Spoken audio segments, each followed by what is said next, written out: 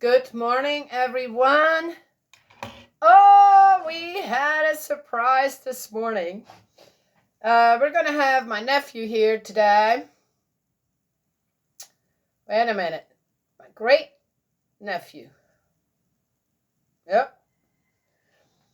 And he's going to come and help us do some. We need to dig a trench out there. It's a mess. Well, anyway, he's going to come and help us with some of the heavy work, heavy lifting. This now he's 16, and he likes to come to the farm and help us older ladies out, right? Yes, his grandma and his aunt. Great aunt. I'm his great aunt. I'm a great aunt. Amazing, right? Anyway, so there it is. But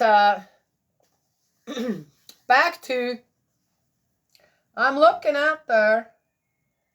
I'm going, Jan, that's not Tinkle out there, or Pig.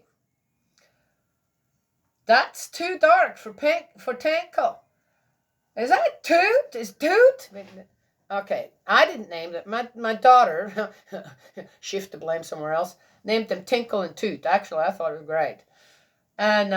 And Toot's been missing again for about 3 months, and it was during that really cold spell, and she followed the guys up to the graveyard. We have our own graveyard, yes, and they cleaned up some up there, and she followed them up there, and it's about a half a mile, 3/4 of a mile from here, and never came back with them. And my brother-in-law felt really bad. She said, she followed me in the four-wheeler, and I'm so sorry. I wish I would have chased her back home. I said, you can't control Toot. Toot's been missing before for 6 months. And she's back about 3 months. I thought this time, winter, she's never been gone this long in the wintertime. Our place is really huge. Yeah, one would think, wouldn't she wander into someone else's? No, too big. We live on top of a mountain, total wilderness here. But there are bears, coyotes. Though they say, oh, they're not here anymore. We do have mountain lions here. Though seldom you get to actually see a track or this, but they've been here.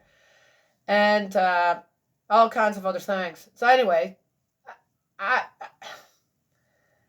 I really thought she was a goner. And on top of that, our dogs brought back some bones, and I looked at the joint. I'm going, is that a deer joint? They bring bones back sometimes. They've brought back whole skulls. And one of them turned out, that was years and years ago, with some of the other dogs that are gone now, resting doggy heaven someplace, right? Brought back a horse skull. Well, anyway. So we've had all kinds of interesting things that the dogs would bring home when it comes to bones. And these look like, I'm going, I'm not sure. I can't quite tell. Is that a joint of a pig or not? Yes? Well, anyway, it turns out it's not. So I'm happy. Well, I thought, well, if it is, then I know that Toot isn't suffering out there somewhere, or, whatever. Yeah, so she's back. Oh, and she was so happy to see me, too. She came right up and so I fed her. The one thing that Tinkle, maybe it's because I fed him, but they used to eat together. Oh, man, she came out of her house as soon as she tried to get in there, but I was trying to feed her as well. Chased her off. And I went, whoa, this is new. So I put her in the chicken coop. We have a 2-door system there, where you can either close the bottom part, leave the upper part open, or vice versa. So I closed the upper part and left the lower part open. It's because of the horses. So the horses can go, oh man, try to get a horse out of a chicken coop when it's about, okay. Backward. Can't be done. But I'd rather they're not going in there. So, happy news. And I had to call my brother-in-law because he was, as I said, he's still, man, I wonder what Toot's doing. And I go, oh, I feel still bad about it. And you're going, well, I said, you really didn't have anything to do with that. Toot does what she wants. And I called him and said, hey, guess what? Happy news. Guess who's back? He's going, Toot? Yep, Toot's back. So both of our piggies are back, and she's not limping at all. Her limp is completely gone. Oh, she is trim. She's not skinny or starving, but she's definitely very trim compared to the other pig. Anywho, well, it's good to see her. We'll see how long she'll stick around. I've no doubt they go in heat several times a year, and I've no doubt that she goes off looking for a man, a male, okay? And hasn't found one so far. Who knows? She's getting older too. But there you go. I know, right? Our animals, what kind of life do they live, right? Well, don't you go looking for her? Actually, my brother-in-law did. Couldn't find her anywhere. So who knows how far she travels. I said, last year or year before last, she was gone for 6 months. Oh, we're like, yeah, that's it. Shows up again. It's something. What a life. Okay, all right. I'm just amazed that there isn't one of the wild animals out there. Okay, most of them that we have here, except for the mountain lions and the coyotes, I can't see how, as I said, how they gang up on something. But I don't know. Interesting. Must be protected somehow. Ah. How does spirit world work, huh? I have no idea. All right. That would kind of be interfering with the principles of creation in a way, right? But we're good. Oh, so tickled. She's back. And she saw, first when I came, she kind of backed up a little. Then I gave her the food, this and that. And then I went close to her, and her tail goes like this, And then I let her come to me, and we had a nice little petting session. And hi, where you been? Tell me all about it. They have funny noises going on. All right. Enough of that happy talk.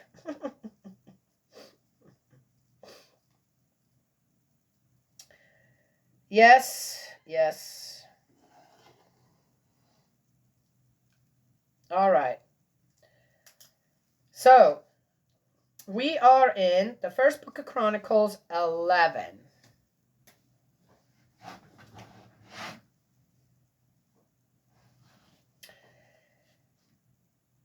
Then the leaders of Israel went to David at Hebron and told him. It's interesting, this one doesn't have these little overhead things that signal another verse, kind of. And so I just put in, when I upload the videos, I just put in the first, they have the first part in capital letters, and that's what I put in. Then the leaders of Israel, so this would be then the leaders of Israel, went to David at Hebron and told him, we are your relatives. Oh. And even when Saul was king, you were the one who led our armies to battle and brought them safely back again.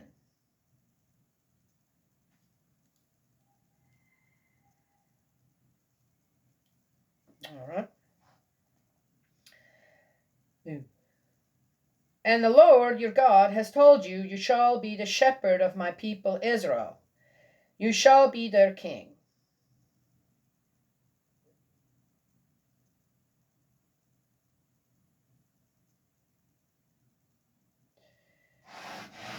Well, we know that's not true.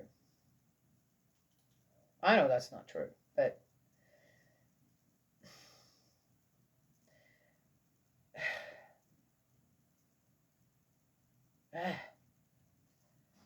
I could say so much about all this, but it would just be repeating myself again, right? What's wrong with this picture here? So David made a contract with them before the Lord, and they anointed him as king of Israel, just as the Lord had told Samuel. Then David and the leaders went to Jerusalem, or Jebus, Jerusalem. We say Jerusalem here, and in English, Jerusalem. But in German and Hebrew, the Hebrew language, or as I have heard Israelites talk, right? I can understand, or at least the ones that I came across when I was growing up. We had a lot of Jews living with us in Switzerland, probably born there as well, but they still spoke that language, and you can hear some out of it that you can understand. So definitely was spelled Jerusalem. So I'm assuming this is also not Jebus, but Yebus, or Yebus as it used to be called, Yebus. Oh, where the Jebusites, the original inhabitants of the land, lived. Oh, interesting.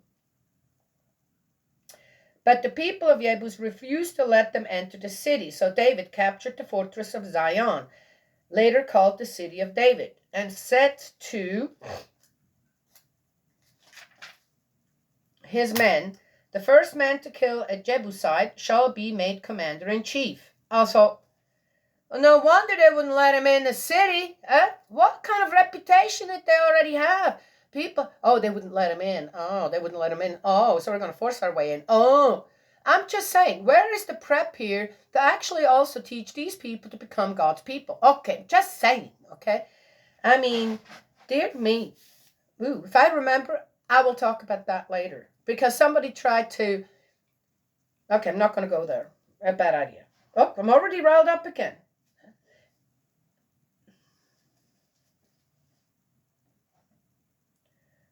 Don't tell me no lies. The first man to kill a Jebusite, shall be made commander-in-chief. Well, yeah. Joab, the son of Zeruiah, I'm assuming that's Joab too, not Joab, was the first, so he became the general of David's army. What a qualification. What a qualification to become the chief. What's it called? Commander-in-chief. What a qualification to become a commander-in-chief in an army is to kill someone. Oh, well, I guess that's what war is all about, right? You're not there to go and have lunch with all of them, are ya? Okay, gotcha. I'm just saying. Gosh, doesn't that bother other people when they read this? I'm like, dear me, and you want me to believe this still? Okay, we're restoring, okay? Even though I'm all riled up, I'm going, what the heck? What are you saying here? I gotta remember, how did these people, whoever it was, teach the people? What was going on there that they are so off track when it comes to obeying the Ten Commandments, for example? But then I already said, well, who were they meant for and who wasn't included, so you get to do whatever with the people who are outside of that realm. Oh. Well, there's a whole bunch of stuff that comes to my mind. Well, if the people are not within that realm of religion that we are in, that we get to do, they don't count. We get to do with them whatever. And conquer whatever. Use them for whatever. Really? What did I talk about yesterday? We're considered one species out there. I don't think there's any other species out there that treats each other the way we do. Just saying. All right, then yell. I can't help it. You know, people use, for example, when Jesus went to the temple and he saw what they were doing in there, and he goes and he turns over the tables and curses them out, this and that. That's kind of what, okay. And later that's on, see it is that he actually took a stick or a sword or whatever, and he was beating them too. And then I'm going to say, really? Why don't you just say he went in there with an army and killed them all as well? Yeah, again. So here I am. I'm reading this and going, hey, what? What is going on here? How is this written down? And how is the rest of the people being looked at? Okay. This isn't the Philistines. This isn't the Assyrians. This isn't Babylon or Egypt or what the Egyptians were going in, killing the Israelites. This is the Israelites going somewhere. You become the commander in chief if you're the first one to kill one of them people. Oh, does it matter if it's a child?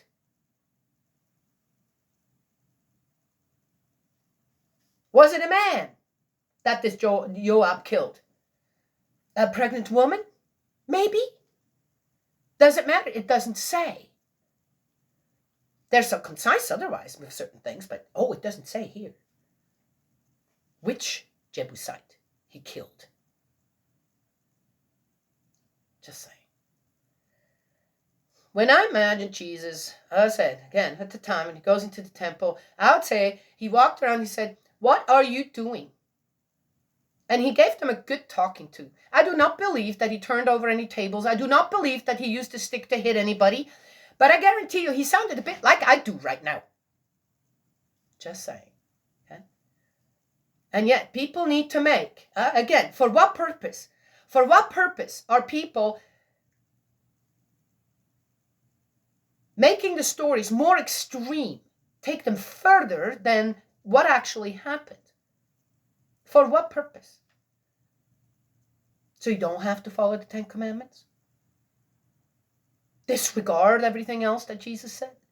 Because, hey, he was violent too, right there. It's okay. You're allowed to go and hit people. You're allowed to go and blah, blah, blah. Bodily harm, no, no, no, no, no, never. Anyway, just saying. Yeah. So there's a reason for the... Oh, yeah. Gotcha. Okay, now let's calm down. Yeah.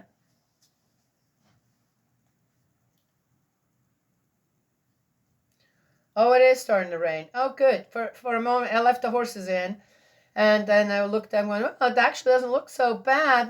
Yeah, now it's raining, and a good call on my part to leave them in. Oh, good. Okay. Not going to dwell on this. It's already in the past, but we restore. We're not going to restore by, oh, we understand. No, one says, no, I don't get it. The heck is that? And at that time, where supposedly people had such a close connection to God, these Levites, the priests, the whatever, Samuel, David, okay. Really? Okay.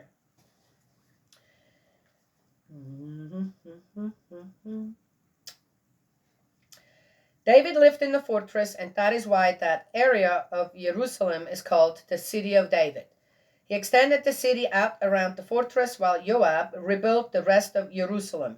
And David became more and more famous and powerful, for the Lord of the heavens was with him. No doubt. Yep. Can you just imagine God, how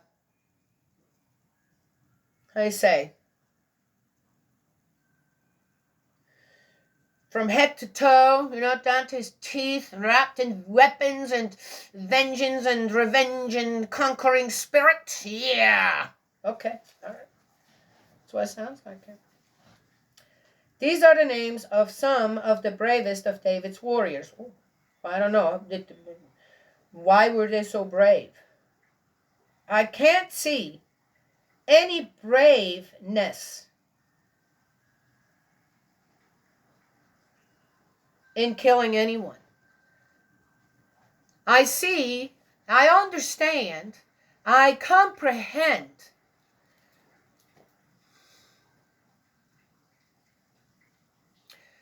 the necessity, or that there has been the necessity where you had to step in.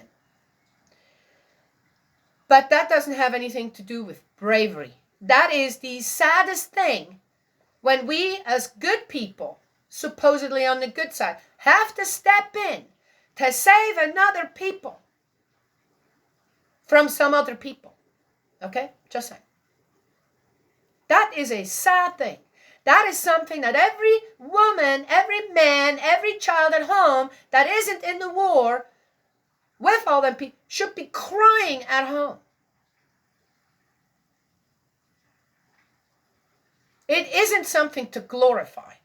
I'm just saying. Bravest? What did that mean here? I wonder what that means. The bravest. You know what's brave to me? If someone that has no connection to someone sees them in danger and they run to save them. That's brave. Rather than, well, that building's on fire. I held up, sorry. But hey, there's a reason I can't run in there and save you, obviously. Or jump into a river or a lake to save a drowning person. Well, I can't swim that well. I don't know how to do that, right? I know of cases here where a wreck car went into the river and someone, again, just happened to be there as well, jumped in, saved the person, and couldn't save themselves. Drowned themselves. That's brave. When you put your life on the line like that. But it sounds to me like here in the Old Testament, what bravery meant was, hey, how's your score? How many did you kill? Okay, all right.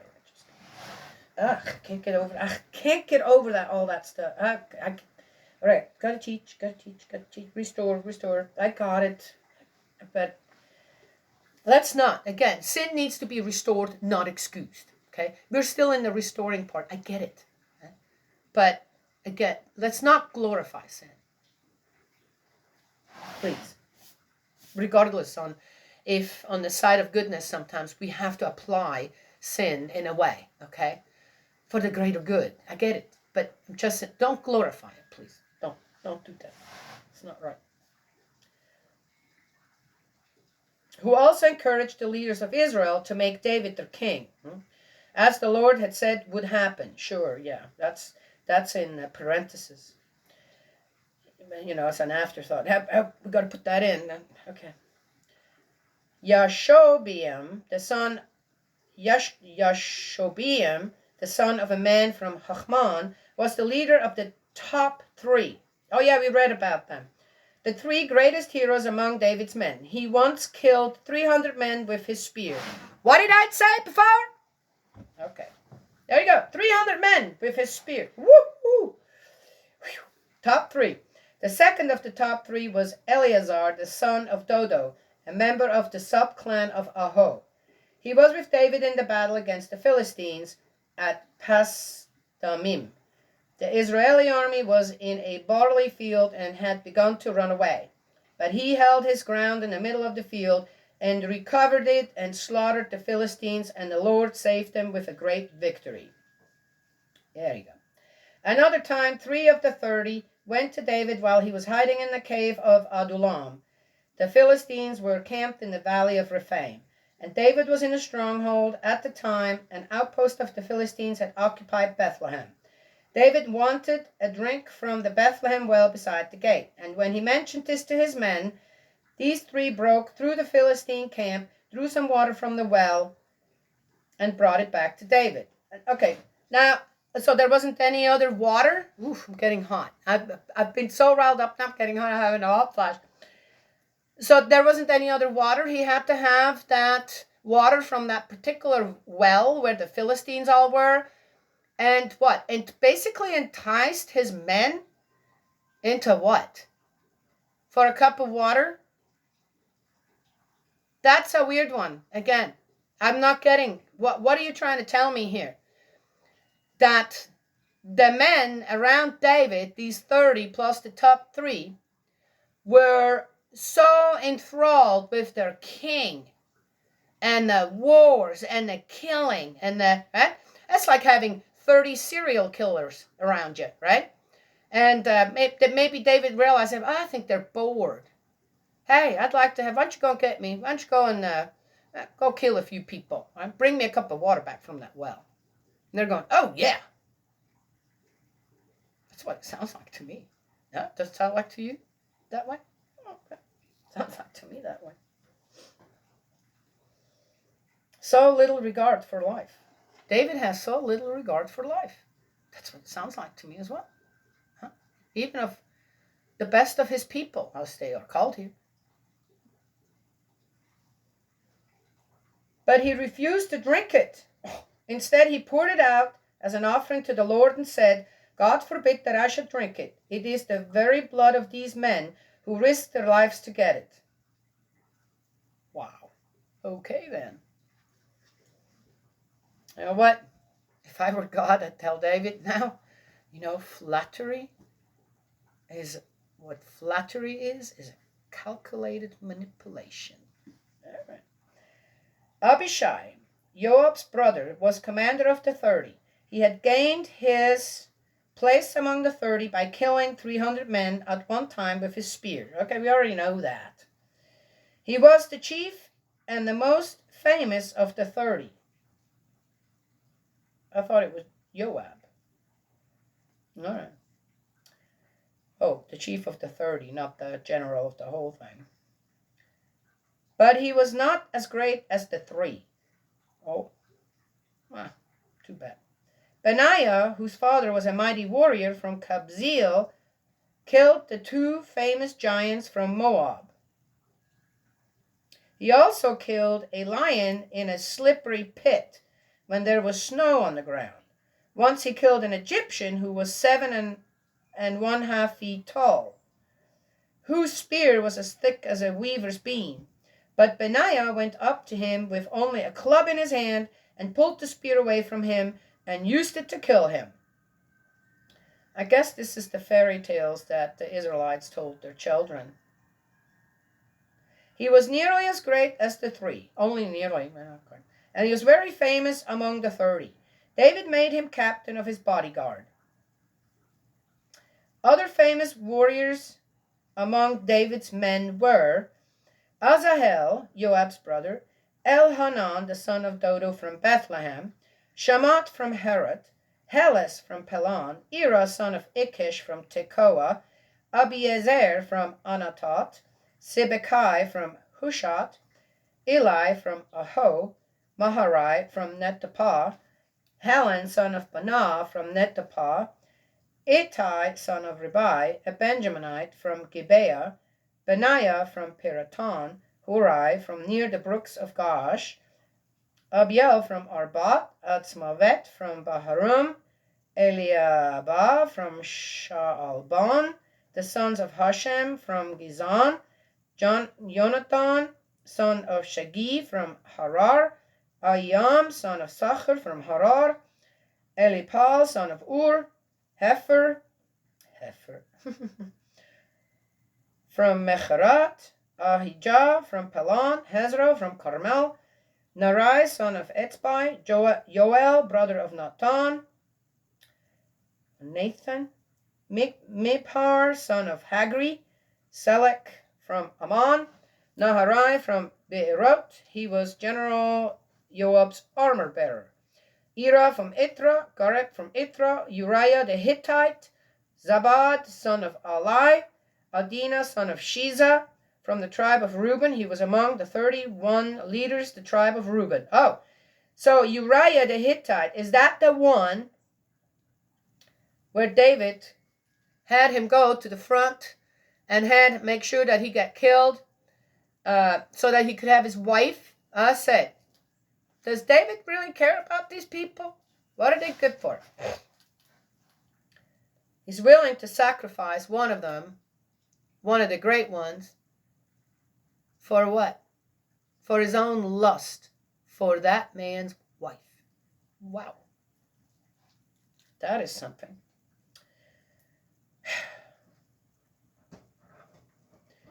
Okay, Adina, son of Shiza, from the tribe of Reuben. He was among the 31 leaders of the tribe of Reuben. Hanan, son of Maacah, Yeshaphat from Mitna, Uzziah from Ashtaroth, Shema and Yael, sons of Hatam from Areor, Yediel, I'm trying to say Yot instead of Jah, son of Shimri, Yoha, his brother from Titzah, Eliel from Mahavi, Yeribai and Yoshaviah, sons of Elnaam, Itma from Moab, Eliel, Obed, Yaziel from Mezobah. All right, there. There is that. Now you know all them. Now we know. Why? Now we read about what? All those guys who need some restoring too, don't they? All right, I gotcha. Best thing, you can pray for them, right? Well, if they were, just saying, if they were such exalted warriors here in the physical, for one reason or another, I do not see any reason why they cannot be made into actual heavenly soldiers in spirit world. They're all in spirit world. Question is where, right? Exactly. Well, okay. Not going to go there.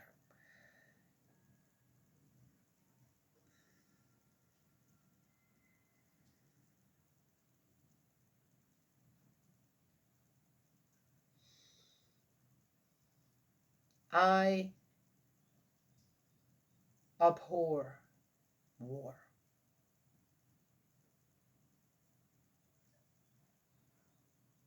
I live for, peace, world peace. I live for restoring that just absolutely misguided idea of mankind. That's how you live on earth. That's what you do on earth. I wondered if those 30, did they have those 30 men, the best, the bravest of warriors, soldiers, if they weren't needed for that, what would they have been doing? I wonder. Yes.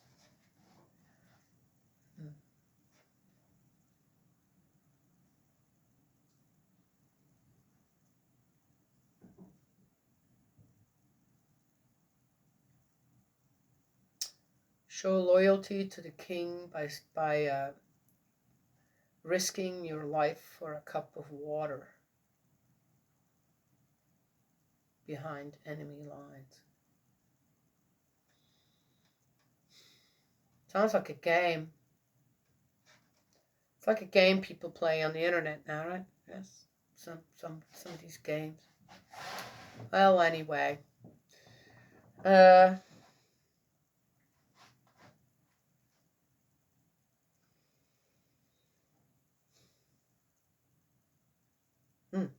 All right. Got some praying to do. Yes? If I offend people being a bit too, right?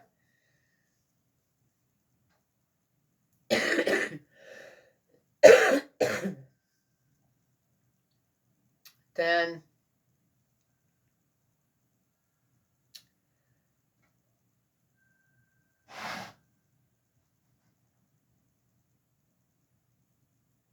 I can't apologize for it. Or, I'm sorry, because I'm not.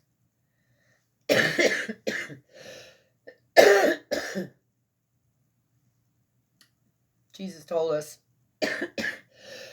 our knowledge of God's heart, this, that, all of whatever he said. We have a great tool right here. Yes? And while we're teaching in it, when he went into the temple, supposedly, and he was displeased, he let them know why and on how that needs to be restored. That was not a place to do what they were doing. Right? Yes? Well, I don't think anywhere it says that he was sorry about going in there and yelling at people or being displeased. As I say, I wasn't there. I don't know exactly how it went.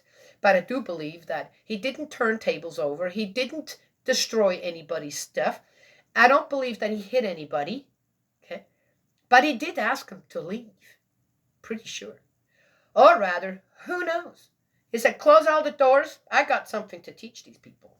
I need to talk to all of them. That would make more sense, don't you think? According to how we know Jesus in the New Testament. Yeah. So, yes. Sadly, it isn't teaching from the Bible or going through the Bible. Restoration isn't just all lovey-dovey, hunky-dory, is it? There are things that come to light. And the thing is, I'm not the one who wrote it down like this. If it wasn't like this, if you don't want it to come across like that, well, then give me what's true. Yes, give me what's true. And why don't we call it what it is? After God told Samuel, I'm telling you what, if they want a king, well, give it to them, but it's going to be a mess. Why aren't we honest about the mess? Continuously, God is being pulled into, and excuses are being made for why they don't need to change, for why they do not need to obey God. Yes, it's true, isn't it?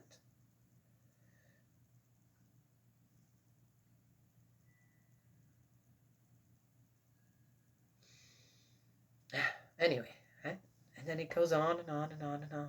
Yes. Well, anywho, never give in, never give up. It's never too late. I saw this. It's never too late to turn back when you are not on a good road. And that just isn't just for individuals. This is for families, communities, nations, the world. Yes. Got to start somewhere. That's all I have to share today. Boy, did I just get riled up. I did, didn't I? I felt like the Spirit of Jesus came right on down upon me, and yeah. Oh, but you won't believe that, will you? Okay. Or people would, oh well, there she goes, Yeah, got it. But the thing is, oh, there goes the pig again. I see Toot. She's walking off. I wonder where she's going. She came to say hello, and she's walking off again. I don't know. Happy pig. It's a domestic pig living the wildlife. And she's making it out there. I said, if you guys were to seen what I seen here, where we live, and with what we live, all the wildlife, it's amazing to me that she survives out there like that. Incredible, right? Yes, survives amongst the wild. Oh. God's love and blessings always. May He protect you, and I will talk to y'all another time.